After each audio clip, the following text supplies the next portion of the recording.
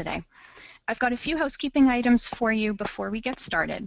In order to have the best audio experience for everyone, we do have all of you on mute, and that will minimize the amount of background noise that you'll hear in today's session.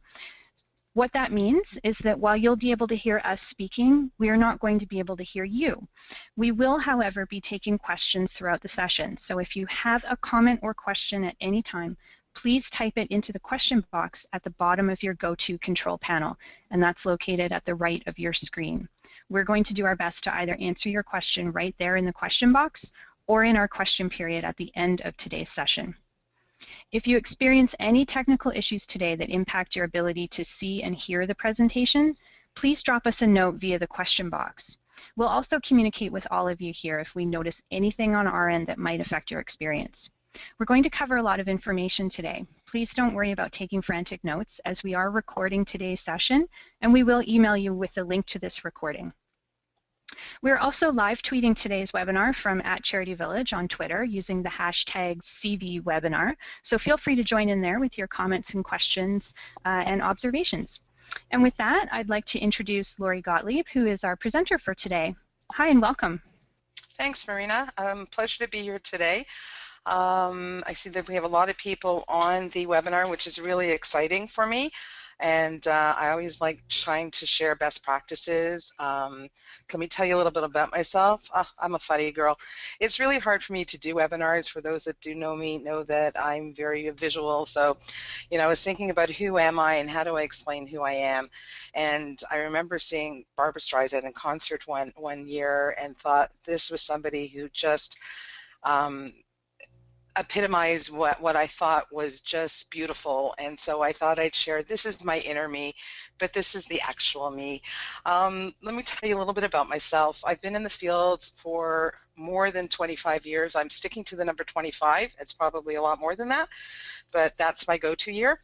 I've taught hundreds of volunteer coordinators, administrators of volunteers across Canada over the last 10, 15 years. And myself, just to kind of lay some groundwork, is that I've worked in, my major career has been running volunteer programs. I've worked in a variety of sectors, including hospitals, mental health facilities, at-risk youth, health charities, direct service organizations. And I tell you that because it allows me to bring to you a variety of perspectives.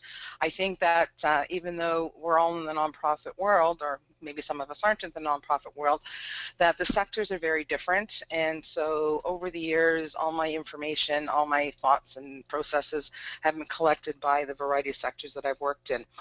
I'm also a writer. I've written lots of articles on volunteer management, and have had a chapter actually published in the American Volunteer Handbook, 2nd edition, which is an academic book, which I was very thrilled to be doing. It took a long time to do it, very stressful, but it got done. I'm also the co-developer of the Humber College Volunteer Management Leadership Certificate, which was revamped last year, and very excited about that program. We're on our 2nd year now, and it's really, it's fantastic that people are taking the time to get the certification and the education and knowledge to work in this field. I love this field.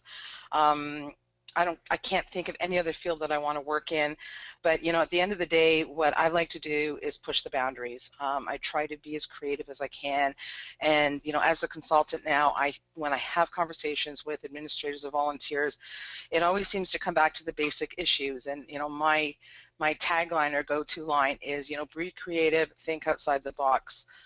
The fact is that our volunteers of today are very different. They're not the same that they had, even when I first started. Volunteers come in for a variety of reasons. We don't always know why they're coming in. We're dealing with all different demographics, all different age groups, and I don't believe that volunteer programs can be cookie cutter, one size fits all, which is really where the premise of this workshop came from. The idea that we never want to get to that point where we have to have those difficult conversations with volunteers, and the steps are not very complicated, but I think that as We do our day-to-day work, and we're usually one person in an organization working full-time or working part-time, or have other job functions as well, that we focus on where the most important needs are, or where we really have to focus on, but we don't have the time or the ability to kind of look at that whole volunteer management cycle. So, I'm hoping today that we're looking at the volunteer management cycle and the components that I feel that are the most important for you to build into your program, so that you don't get into that point where you're having to have that conversation, because frankly, we're not built for that. That's not, as administrators of volunteers, our comfort zone. I say that all the time. We're like marriage brokers. I always see us kind of like as the dating service, the marriage service. That's where we feel comfortable. We're not so comfortable when we have to deal with the difficult situations. So at the end of the day, what I hope you get out of this is one tool, one idea. I challenge you, so here's the challenge, is as you go through this workshop, that you write down one thing that you're going to take away that you're going to do, and feel free to email me. You'll have my email address, and if you want to let me know, or if you need some help on something, feel free to email me. Please don't all email me at one time, but if I can help in any way, feel free to reach out. Today's volunteers, as we know, are looking for, they want choice. They want to have some kind of control over their volunteer work, but they also want customer service. I want to tell you a quick story on the customer service, which I found really, really interesting. I went to go talk to a group of grade 10 students at a high school, and the premise of the workshop was on what is volunteering from the volunteer coordinator's perspective. So what they need to ask for, why we do what we do, why volunteering is important. And one of the students in the class raised his hand and said, "Can I ask a question?" And I said, "Sure." And he said, "Why is it when I called organizations because I wanted to volunteer that nobody called me back?" And I went, wow. This is a grade 10 student who's 15, 16 years old, that had called 2 or 3 organizations and no one called them back. So what is that customer service concept? That's part of the whole idea of the relationship with the volunteer starts with that first contact, all the way, I call it the volunteer life cycle, all the way to the life cycle to when they're leaving the organization, and we want them to say nothing but great things about the organization that they work for. So that I just wanted to flag that piece of it. Supervision is another thing. Volunteers want to be supervised. They want to know, what, and I say supervision / support. They don't want to be, given their role descriptions, sent out into the community, or doing their volunteer work, and not to be heard from again until it's National Volunteer Week, or until it's, there's a problem, or they haven't shown up to do the volunteer work. They want to have that support. They also want to have clear job descriptions. And I know many organizations that don't have role descriptions set up for their volunteers. And that is going to be key. That is going to be the thread through this workshop, that without the role descriptions, you don't have much to go back on when it comes to meeting expectations. They're always also looking for some form of recognition, and we'll talk about that later, to have the appropriate training at the appropriate time. And what do the perks look like? If you have a volunteer that's working in an organization, building that relationship is also about them physically being in the building. And, even if they're working separate or in a separate room, when they walk in that front door, that sets the mood to what the relationship is between, the staff and the organization and the volunteer themselves. So to kind of put it out in a picture, the volunteer relationship is not a straight line. It is a windy circle. There's a lot of moving parts to it, and it's our job as conductors. If you really think about, what your role description is, it is conductor / marriage maker, dating service, gatekeeper. I mean, I wrote an article way back and that listed all the things that we are. And, I'm very proud that that's what we are as a field, but also in some ways can make our role a little bit more difficult. So before I even start, I want to poll I've never done a poll before, but I want you to take a look at the pieces here. Why is it so hard to manage volunteers? And I'd like to take a poll to see whether I'm on track. B, what is your biggest, challenge in managing volunteers of the list that you have here? So I think Marina is opening up a poll. Great. So I've just launched that. Everyone, you should see that on your screen. In your opinion, what makes it difficult to manage volunteers? We do have just a few options for you here.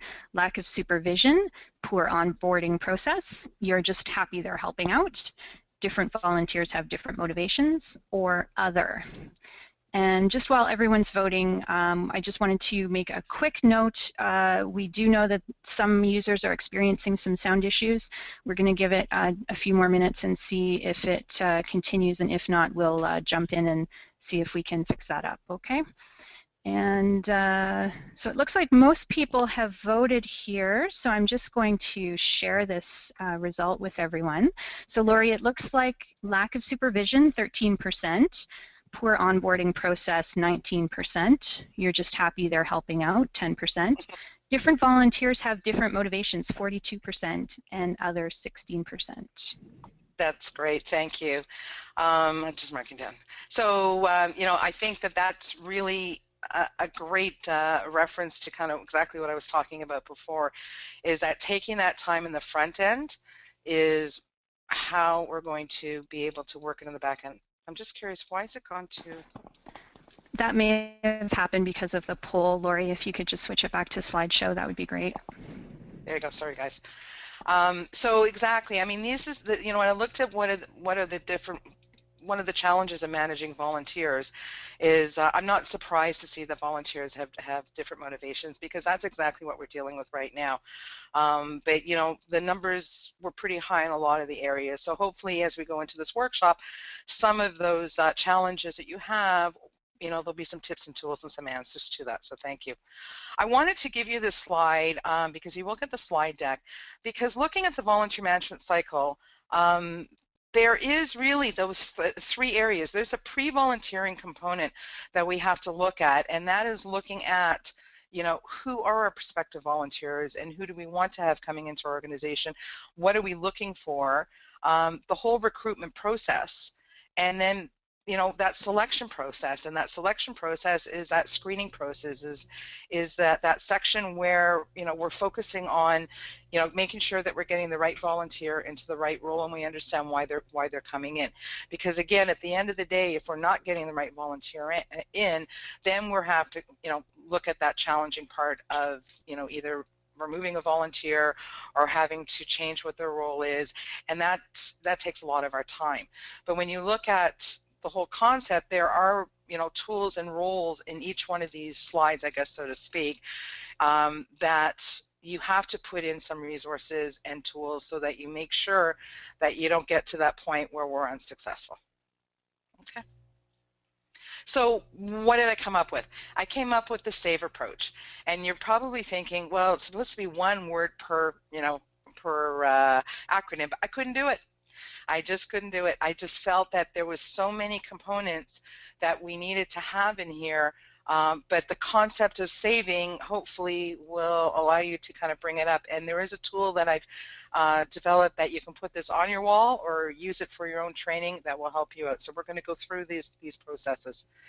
So the first component, like we talked before, is the screening, and the idea of collecting the information and evaluating the information about the volunteers to determine the suitability. So like I said, I've worked in organizations where if you come in and you say you want to volunteer, you're automatically volunteering, which, again, it comes down to the role. And if you're looking at roles that are less about the skill sets and more about the warm bodies, then your screening process obviously is going to be very different. My focus more is on those volunteers that are going to have a longer life in the organization, because those are the ones that you're most likely going to have to fire or let go. The ones that are one time, one shot only, I'm not as concerned about what the fallout of that's going to be for the organization. You want to make sure that you're identifying the individuals who have the characteristics that would provide some component of risk of placing the volunteers, and that comes in at the interview. A lot of it comes in when you're giving the right information. So it's really important to be giving volunteers the right information that they need to have to make a decision, and asking the right questions. And at the end of the day, be honest. So if expectations are ABC, that they know that those are the expectations. So one of the challenges that we have with volunteers is, like you said, we don't know what motivates them. Why do they want to do volunteer work? And in many cases, they don't know themselves either. So finding out where they see themselves, or what skills that they want to bring into an organization, what skills they want to learn from an organization, will help you to make the appropriate placement and identify the process that you need to put in place. At the end of the day, we need to understand our volunteers before we can place our volunteers. Lori, I'm going to jump in just now. It looks like we're having quite a lot of sound issues for everyone. I'm wondering if there's any chance that you could try phoning in and continuing the presentation on the telephone. I know some of our users are finding that the call-in number is working a lot better for them rather than connecting through the internet. But we're finding that, you know, for some users that would be a long distance number. So perhaps if we could try having you call in. Sorry to do this, folks, but I know some of you the sound is working great, but it looks like for quite a few it's not. So we're just going to troubleshoot a little bit here. Okay, do you want to give you a number quickly? Yes, absolutely, Lori. It should be in your invitation, which I can resend to you. It's also, Lori, on the side panel where it says audio. If you click the arrow, you'll see it there.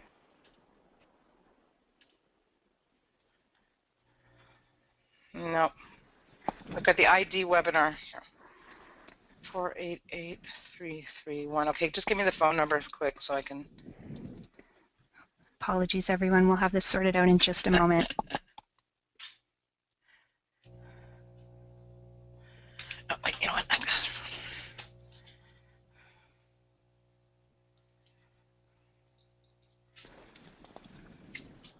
I can sing while we go for those who can hear me. Okay, I've got a phone number. Hold on. 474979416. Thank you, everyone. We really do appreciate your patience on this. We just want to make sure that Lori's got a great presentation here, and we want to ensure that as many people as possible can access this.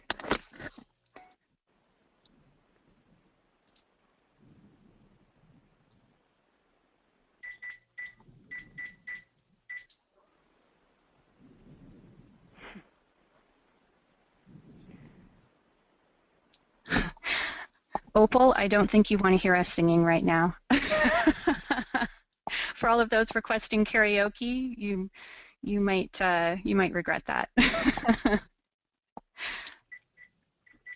And I appreciate. so, if your sound is good, you don't need to call in. You'll still continue to hear Lori. She's just going to call in. Marina, can you hear me? Marina? Yes, we can hear you, Lori. Okay, my ID number is not working. The access code 134488331. Okay. It's not working for me. Okay, let me just get that going for you. Just one second.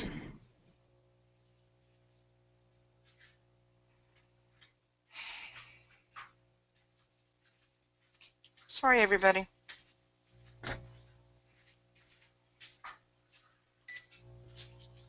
And to clarify, none of the other attendees need to do anything. It's just Lori who's going to call in. We've got lots of questions about, do I need to call in? Do I hang up? No. Here you are, and we'll try to rejoin you. Okay, hold on. 593941962.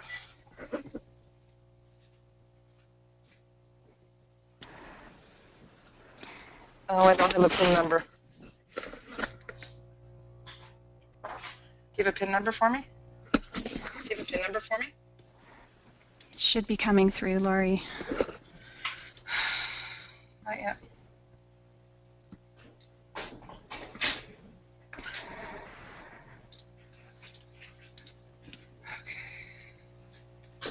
Okay, I'm wondering if we should carry on with the headset right now, Lori. We have had a lot of people say that their sound is okay. Okay. So perhaps we'll just carry on with that for now. And if it gets really bad, what we'll do is we'll clean up the recording for everyone and make sure that you get a clean copy of the recording so that you still have all of the information. Okay? Okay. Okay. Where was I? Talking about a little stress. Sorry about that, Lori. Webinar. We can do this. We can roll through this. Okay, so I'm probably going to go through a little bit slides a little more quickly or on because we lost a couple of minutes. So again, when we went back to the SAVE approach, the first idea was the screening. So we talked about, why we need to do screening and the fact that we need to identify the people who may, pose risk in terms. I don't see risk in a bad way that they shouldn't be volunteering with us, but if I'm looking at it from this perspective, is that we want to minimize risk in making sure that we're not getting getting the right volunteer in for the right role. Okay, so I wanted, for those who have not seen it, to know that the 10 steps of screening, it's that concept of if you were captured by aliens. And the real, crutch of this particular slide is to have these components in place. Because at the end of the day, if you had a problem with a volunteer, and you had to do progressive dismissal with a volunteer, or you had to do performance management with a volunteer, or if you had to fire the volunteer, if you had not done these components, a volunteer potentially will come back and say, well, I didn't know about the volunteer role description. I didn't know that that I had to fill out this particular information. You never told me what was going to happen in the interview process. I never really got the right training or support. And they're not going to talk to you about that. They're going to go up to your executive director. So when you're looking at your checks and balances and your best practices, you need to have a process in place for what orientation and training looks like. So you're not doing it kind of by the seat of your pants, or that you don't have a supervision plan or a volunteer evaluation plan. Because if you had a problem with a volunteer, and one of the questions that your supervisor is going to ask you is, did you ever sit down and talk to them? Did you ever go through the role description with them? And in many cases, I think the answer would be no. And so having those steps in place will help you to think about what tools and resources you need to have. When you talk about, so the next step is the structure. And I'm really a huge component of setting SMART goals. And I'm going to ask the question in a couple of minutes about whether you've done SMART goals. But you need to be able to set your goals for your program and the expectations of the volunteers and the staff that work with volunteers. So when we're looking at the infrastructure, really what I mean by the infrastructure is, what is the life cycle of the volunteer and who is involved in that? Because it's not just you. It's the staff that work with you. It's the leadership volunteers. In some cases, it's the board. It's your executive director. And it's the staff that supervise the volunteers. So an infrastructure of what the expectations of the relationship of the volunteer from when they made that first phone call to when they leave is not a process that you should be doing alone, or that you're the only person that knows about it. So it's really key that other people are involved in that process. It's also key that other people are involved in developing a performance process. So I'm very much a forward-thinking, kind of like all volunteers should have some kind of performance management, especially those that are in more direct service types of roles. So if you have volunteers that are going out to the community and doing friendly visiting, you're not seeing them on a regular basis. So how do you know what's going on until there's a problem? I mean, I've worked with an organization where the volunteer coordinator was sending a volunteer out doing friendly visiting, and all she was doing was troubleshooting problems. So where at that point do you do the debriefing? Where is that kind of annual performance management where the volunteer has an opportunity to talk about where they think that they need some support, or they need some education or some training in? And you have to be able to track this information. right? So you need to know kind of where the relationship is going. And when you're having when you're dealing with situations is, again, document. Because at the end of the day, again, I go back to that captured by aliens. And if you don't have that documented, then, it could very well that a volunteer rolls in again who may have left. You want to make sure that you're reviewing a process on an annual basis, and when you're evaluating volunteers and you're evaluating the role descriptions, look at it from a 360-degree review, which means give the volunteer an opportunity to look at the role description as well and let them say, no, this is really not what I'm doing, or I need more training in this area, and so that they have a say in what's going on. I don't think evaluation, similar to the evaluation that you have with your supervisor, it needs to be a 360 because they're the one that's doing the role. And if you can do that evaluation process, you will pick up on areas of weakness or concern from both sides, from your side, from the supervising staff side, as well as from the volunteer side. Right? At the end of the day, volunteers won't tell you there's a problem until it's a big problem, or they're going to tell you about every problem, right? The ones that are doing great jobs, we tend to leave alone until something big happens. The ones that are constantly complaining about things are usually very dedicated to the role that they have and are very passionate, take it very personally, but a lot of those kind of nitpicky, gripey kind of stuff can be dealt with if a process is developed. And use your technology, use your databases. At the end of the day, I don't know how many of us actually use our databases to the full capacity that we could be using them. And I think that if we use our databases at optimum, that we'd be able to capture a lot of information as well as be able to tell stories and use it for performance management. So there is a bit of a system that I created, and I recommend that you develop a system. The system basically is about developing a performance planning process, then communicating that process to the volunteers and the staff, and make sure that you're doing some kind of coaching through it. I don't think this is done enough. I don't think that coaching volunteers is an area that is built into the volunteer management process or the volunteer management cycle. And that doesn't mean that the volunteer coordinator has to do coaching. It's actually a really interesting role for a volunteer to be doing. So if you had a volunteer who had been working a role for a long period of time, maybe this is a wonderful succession planning role for a volunteer to go in and start coaching new volunteers that are doing the same role. And you need to develop a mechanism for feedback. How many times do we actually send out a debriefing form to our volunteers, or give our volunteers an opportunity to get involved other than an annual volunteer survey? And I'm not even 100% sure, the types of questions that we're asking on a survey are the right questions. So, giving them opportunities for feedback, and we'll talk about that in a second, is really important. And, do you actually have an annual performance evaluation system put in place for volunteers? The structure is a way to provide some kind of solutions, right? You need to be honest at how much time you can manage this. So, being, again, somebody who's worked in the field for 25 years, I can say you're sitting there going, oh my God, I can't do all this. Pick what's most important and start there. Develop a work plan that builds in those kinds of components. Maybe it's other staff that can then get involved with this. It doesn't have to be you alone. Maybe this is an opportunity for a volunteer to build in a structure or a support system for your volunteers.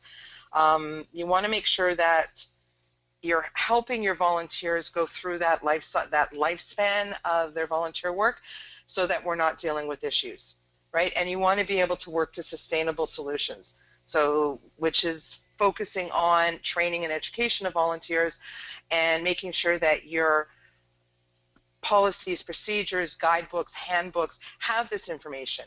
I've seen so many handbooks and guidebooks that are either just like full of policies, and I don't even know how many times volunteers read them, or they're full of information, but they're not really how to be the best volunteer that you can be. For a presentation volunteer, making sure that they have a guidebook that helps them do the best presentations that they can do. But a lot of the stuff needs to be done early on in the volunteer management process. When it comes to support, which is the third S in the SAVE process, is you want to make sure that the support is accessible. So you have a lot of volunteers that may not even be in the office, and you may never even see, or can't come in between 9 to 5. Or you're giving everybody the same training, but it's not really appropriate for all the volunteers. Maybe only a small group need to have, A-level training, and another group has to have B-level training. And also, whose responsibility is it? So you need to look at what supports do you have in place, what technology can do for you. So, just like we're doing a webinar here right now that unfortunately not everybody can hear, is there an opportunity to do a webinar to your volunteers? Is there an opportunity to build content in your website? I've looked at a lot of websites that are really, really great when it comes to recruiting volunteers. And I've looked at some websites that are fantastic when it comes to supporting volunteers, that they actually put the information up on the website, which not only helps the volunteers that are already there, but also helps volunteers that are making decisions that they actually have a fair amount of information prior to doing their volunteer work. Like, for example, health charities. There's many health charities that put a lot of information on what it's like to be a volunteer in that organization, which I think helps the volunteer make decisions as to whether that's the right place for them. There's also training that some organizations have put on the website for volunteers and is available too. And I don't know whether you, as an organization, may have volunteer portals and where you can put a lot of resources. But the other thing is it your responsibility? And I feel that it's a shared responsibility. Yes, you're bringing in the volunteers, but if you're not the one that's actually supervising the volunteers, I think it's a responsibility for the staff that are working with volunteers to be involved in the support. I think it's, feedback from the clients as to what kind of support that they want to have. Finally, like when we look at supervision and support, that you need to understand that the role of managing volunteers is an open communication between all people.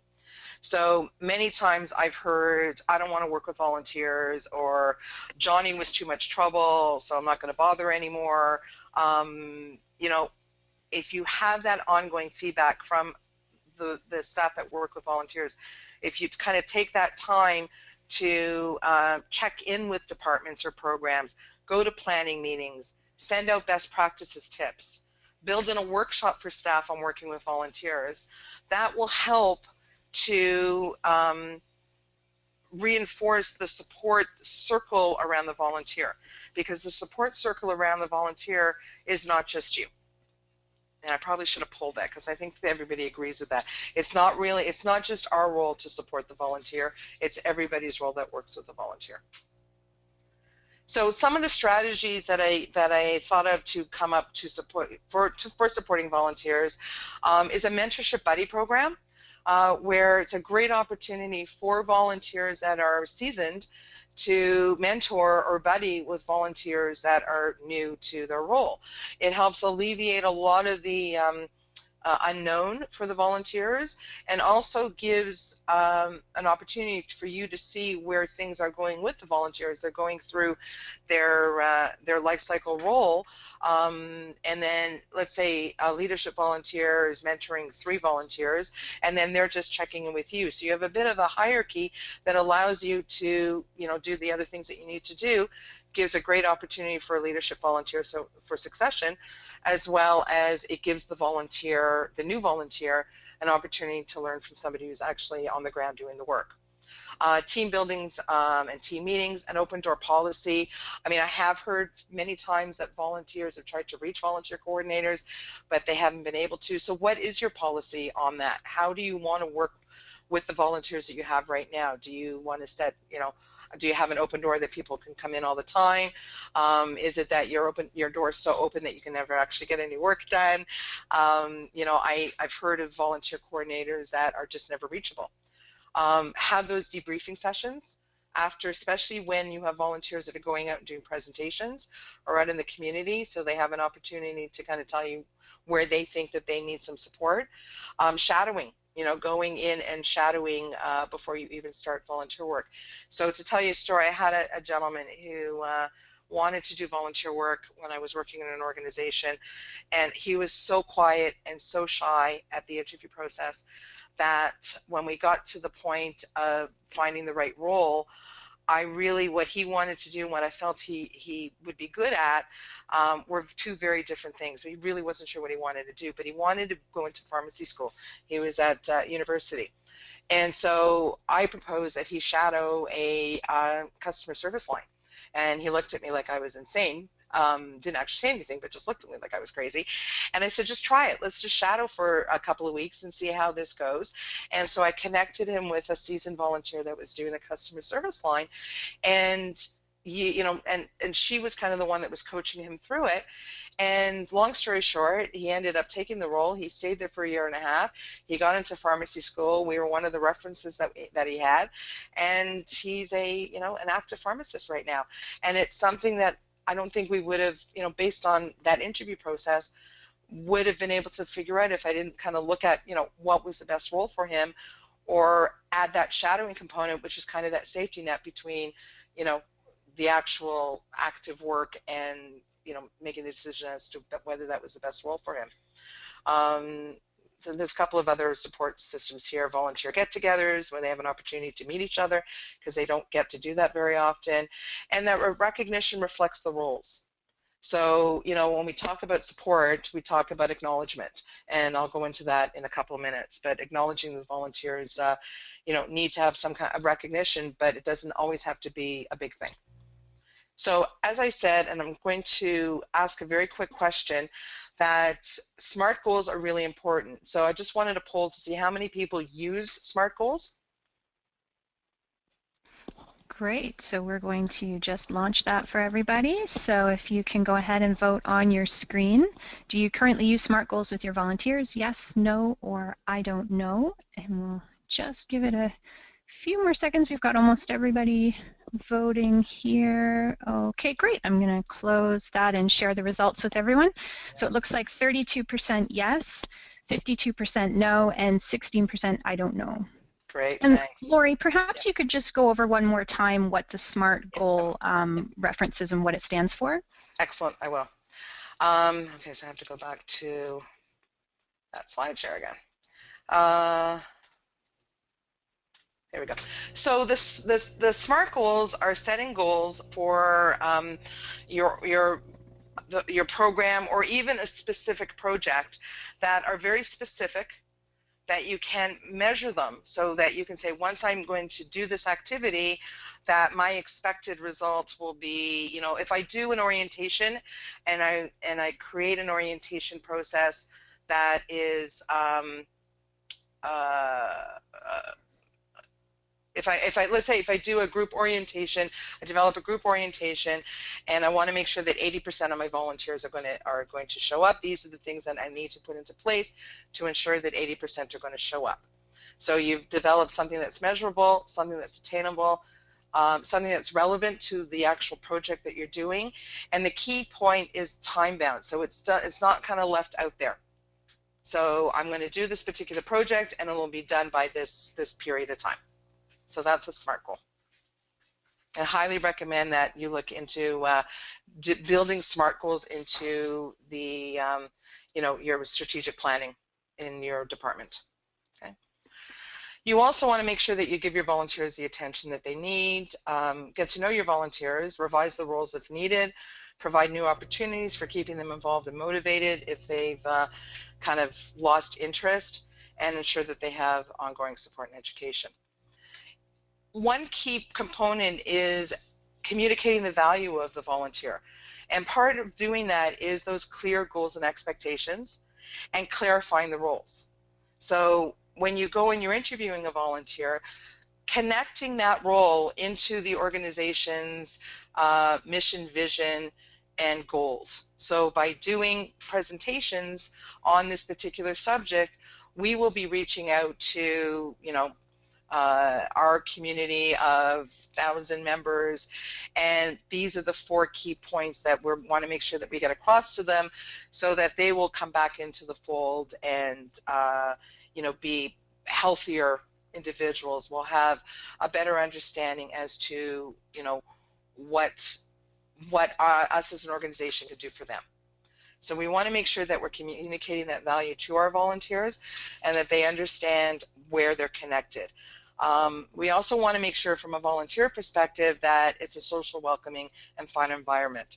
I once went to visit the back end of the Vancouver Aquarium, and there was a whole volunteer board there. I thought it was absolutely fantastic, and it really showed the value of volunteers and connected them in a completely different way to the organization that we're working with. So in terms of helping to validate is that we also need to be good role models.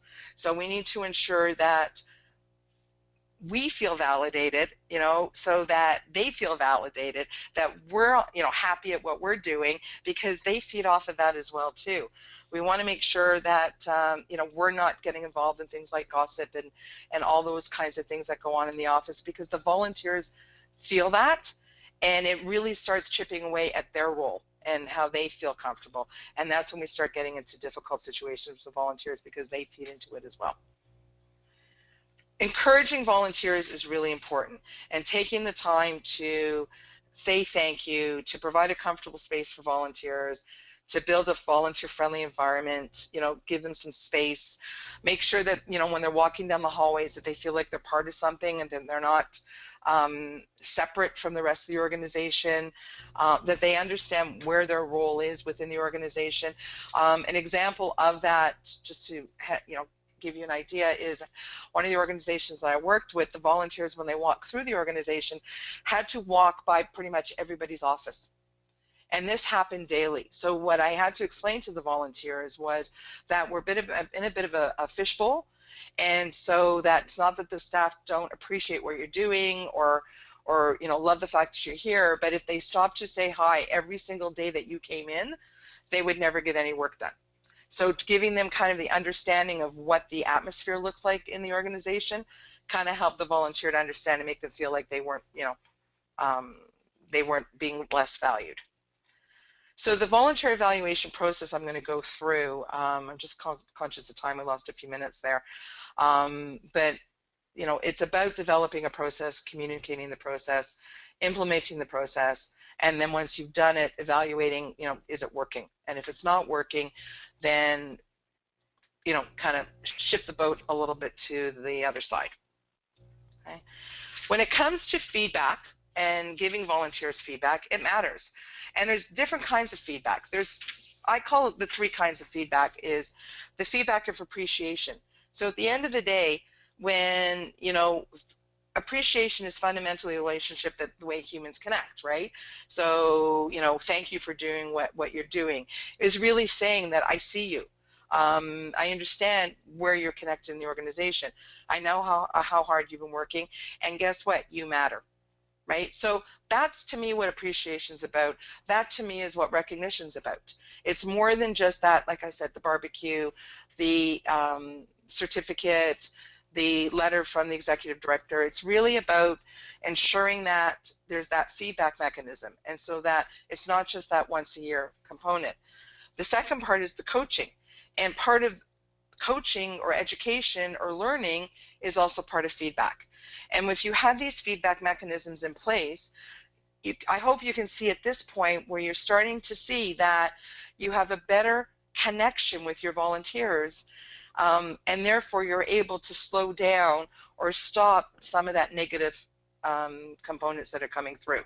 The third part is evaluation, which we're going to kind of get into now, which is that performance management piece. And when you set up the performance management, you need to ensure that you're setting up objectives, and that you need to make sure that it includes the feedback, but you're addressing the performance. And the idea of performance is talking about the why and the how, which is the setting of the objectives, the measuring results. So this is what we're looking for from the volunteer role, and ahead of time because you had it in the role description, and have you met those? So, at a simplest example is, You were supposed to be doing presentations. We allotted for about 10 a year. You missed 5 of them. This is something that we need to talk about. And how are we going to help you as an organization or as the volunteer program to, you know, address those things. And then the final piece of it is giving them those tools and resources that they need to develop. And if they can do that, then they start growing within the organization, and you start, again, minimizing those challenging his fault, her fault, their fault, not me. So I threw that slide in for you because I think we all recognize these kinds of people, and we've dealt with volunteers like this. And this whole workshop is to try and minimize those that know it all, you know, the ones that are always complaining about things, you know, that's, you know, building in the support for that. But I just thought it was kind of a cute slide. One of the things that we have to talk about is if we get to that point that we're dealing with difficult volunteers, so this is prior to the firing of the volunteer, is that you have to deal with it honestly and quickly. You have to keep the emotion out of it. You need to have that one-to-one conversation unless you feel that a second person's needed. It shouldn't be out in the open. It should be, you know, quiet in a place where the two of you can talk. You need to go back to that position description, because that's really the framework. And, you know, at the end of the day, you need to make sure that you're very clear as the example of the behavior, what the result of the behavior was, how are we as a team committed to fixing that behavior, and then following up on that. If we can do those things, then we can start shifting the attitude of the volunteer, put into place the education and support like we talked about before that we need to have in place. And in many cases, I'd say about 80% of the time, your difficult volunteer will no longer become a difficult volunteer. But there is that 20% of the time where they will be. And if that's the case, like I said, document, document, document. But if you're at the end, then you got options here. You can reassign a volunteer. You can train or retrain a volunteer, because it may just be about the role that they're in. You could provide a more motivating environment for them. So looking at what exactly they're looking for, go back to that conversation. I thought this is what you were looking for in your volunteer role. This is what I think is happening. What do you think? And if you can't get where you need to get, then I'm always a fan of trying to find them something that will work for them, because you've actually spent that time with them. At the end of the day, if you don't have anything, then it's a matter of you're going to have to, you know, fire them. And if you're going to have to fire them, and this is, you know, I don't want this to be a webinar on, you know, discipline and dismissal, but the process is, you know, going back to what we talked about, was creating the system, developing the policies and the procedures, making sure that communicating that process, the verbal notice, the written notice, then if you have to do some kind of further investigation, and then going back to that final meeting. And if that final meeting is about firing the volunteer, that at the end of the day, they have the right to expect fair practices. And so this last 40 minutes is about making sure that you have those components in place, because that's what's considered fair practices. That the issues are clear, they're shared, and they're documented, that all staff are involved. So if the supervising staff saying, you know what, I've had enough with this volunteer, I can't do it anymore, they have got to be involved in that process, and they have to be educated as to what the process is. Be aware of the impact. There may be an impact if you're firing a volunteer, but if you've documented everything and you've put the time into it, then you should feel comfortable and confident that you made the right decisions, and don't backpedal. If you've made the decision to let a volunteer go, then you have to let the volunteer go. In terms of final thoughts, so please share this approach. Again, you'll have the slides, so you can have a, you know, look at it a little bit further. If you have any questions, feel free to reach out to me. Be consistent in your practices, because volunteers do talk to each other. Be fair. Don't treat one volunteer differently than another. If your, you know, best friend's daughter, you know, kind of wants to do some volunteer work, make sure that they are treating in the same way as, you know, a volunteer that's not somebody that you knew. Try and be as fair as you can. Make sure that you have policies and best practices in place and involve others. You cannot run a volunteer program dealing with people on your own. It's not going to work. You're going to end up either feeling very overwhelmed or like I said, it's just, you don't run a volunteer program in a vacuum. Educate your staff. Make sure that when you've created policies, procedures, best practices, manuals, a support process, a performance management process, that your staff know about this, because it also elevates your role in the organization, right? That you're not seen as just kind of that freezer that is, defrosting volunteers. And make sure that everything's a 360 approach, that the volunteers are involved in the process. So I just wanted to, one final thought.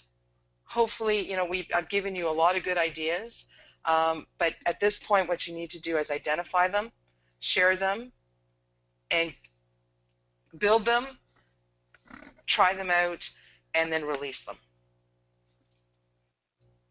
So we have about 10 minutes, and I'll open it up to questions. Fantastic. Thank you, Lori. So we do have a few questions to get through. So I'm going to start out with, now this could probably be a webinar topic on its own, as many of these questions could be, but do you have any tips for how to motivate volunteers to follow through on their commitments? Great. So I'm just writing.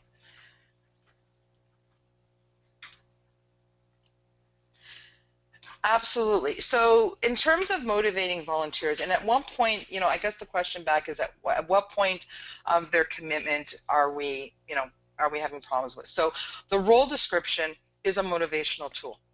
So, if you start back right at the interview process, and if you have that conversation with a volunteer and find out why they're doing the volunteer work and what's motivating with them, then give them some input into the role description. So instead of even just handing the volunteer the role description, start with that, let them do the role, maybe for a little bit of time, and then bring them back for a meet to review the role. Because at that point, they'll start saying, you know what, I really like doing this part. I wasn't so thrilled about doing this part. And that may be very valid. Their comfort zone may be in doing presentations, but not in doing the writing, of the presentations. Or it may be their role is great at sitting at a registration desk, and they love to do that, but they don't really like to do the reports afterwards. I'm completely blank at that point. So the idea from my perspective is that if you've given them the role and they've done it for a little bit, if you bring them back and talk about, okay, so where are things at, hopefully their energy level stays high and they say, this is what I'd like to do, this is not what I like to do, and you negotiate. So one of the key components of the new volunteer is a little bit of negotiation. And if you're finding that they're not motivated anymore, then there's something there. So you need to kind of figure out, and the only way to figure out is to have those conversations. And then, like I said, go back to those performance moments, those debriefing sessions, because keeping, like it is with us, keeping staff motivated, though part of what motivates us is the money, the other part is that validation. And I think if we can validate the volunteers in the role that they're doing, saying, did you realize that when you did that presentation that that 500 people were there? Like I just did a webinar that 500 people were sitting on. That kind of motivated me to try and do the best that I can, even with the glitch in the middle. But the idea is to kind of take it in smaller steps. Great. And Lori, let's maybe expand a little bit on what you talked about with volunteer databases. First of all, can you recommend anywhere for the users to go for more information? And also, how can they best use these databases effectively? Okay, so it depends on the kind of database, and I'm really reluctant to kind of recommend one particular database over the other. But what I'm going to say is look for databases that you can build a profile of a volunteer on. So to me, the days of, just tracking hours and numbers, so databases or systems that are really only giving you the quantitative, just the basic demographic information and then putting in, volunteer hours and so forth. So I'd say kind of that homemade Excel spreadsheet, income manager and so forth. I don't think that's really helping you to build and understand your volunteers. So when you have a few volunteers, if you're only in an organization that's dealing with 50 volunteers, then you can get to know your volunteers. But when you start getting into an organization that has hundreds of volunteers, how do you keep them engaged if you don't really know where they're at or what they're doing? So looking for databases where you could somehow populate skills, talents, interests, those soft skills will help you to kind of look at succession planning, leadership, moving volunteers in from one area to another.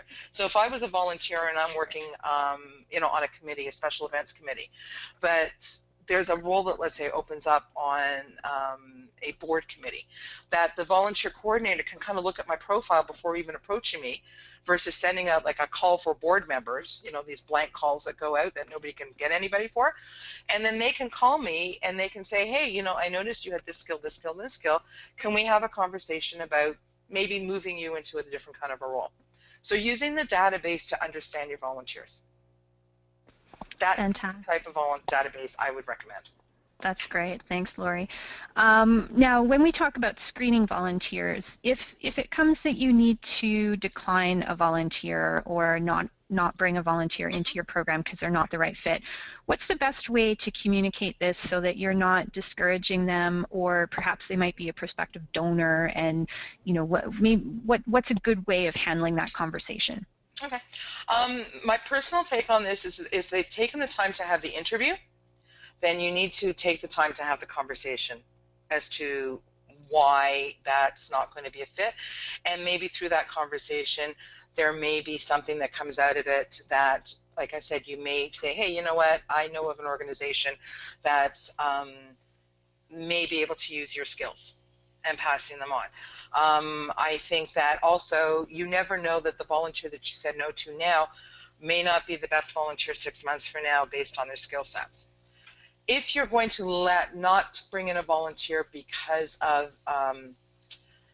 personality or so forth, then I think, again, you have to go back to the role description. It always goes back to the role description and the fact that you need to be honest. Let's say you're only looking for a certain amount of volunteers and to do a particular role, and 50 volunteers apply for that position. Is that any different than somebody who's being hired, interviewed for a role? How many times have we interviewed for a role, didn't get the job, and go, I don't understand why I didn't get that? So I say if you can take it to that level where you call them back and say, this is why we didn't choose you at this point, I don't think there's anything wrong with that. I actually think you're doing everybody a service. That sounds like excellent advice. And let's move on to evaluation. We'll just answer just a couple of questions on evaluation now. Who should do the evaluation, the program manager or the volunteer coordinator?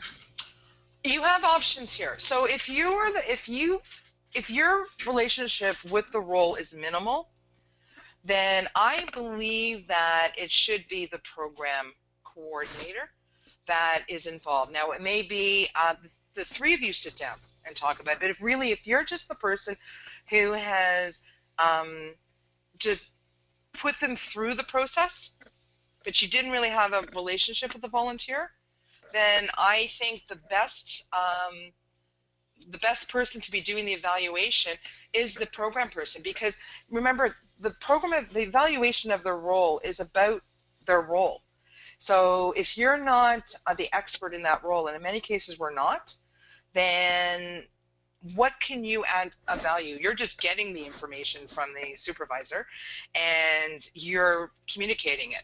So to me, I'd rather go right and negotiate and have that support conversation with the supervisor, because if there's some areas of improvement or some areas of education needed, it's going to stay within that program or department anyhow. If the volunteer is reporting to you or working with you more closely, then I think that it could be the volunteer coordinator that does it. But I don't see a point in the volunteer coordinator gathering the information from the supervisor, then having the performance management conversation, and then the volunteers asking questions about, well, how can I better do my role? How do you know, right? it's the supervisor that would know, because at the end of the day, you didn't do the training or supervising.